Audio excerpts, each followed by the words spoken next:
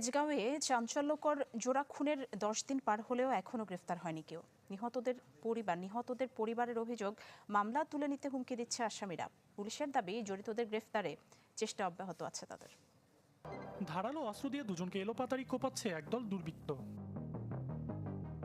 রাজধানীর তেজগাঁও জিএনজির মোড়ের লোমহর্ষক এই ছবি গেল 17 সেপ্টেম্বরের।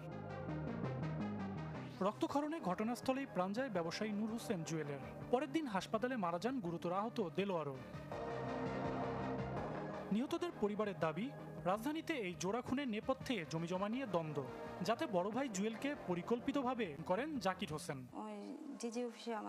হত্যাকাণ্ডের পর তেজগাঁও থানায় মামলা হলেও জড়িতদের একজনকেও ধরতে পারেনি পুলিশ। উল্টো মামলা তুলে নিতে আসামিরা এখন হুমকি দিচ্ছে বলে অভিযোগ বাদীর। ওরা আশ্বাস দিছে যে আমরা চেষ্টা করতেছি, অতি শীঘ্রই ধরবো বা এরকম আইনের আওতায় নিয়ে আসবো, কিন্তু আমি এখন পর্যন্ত কোনো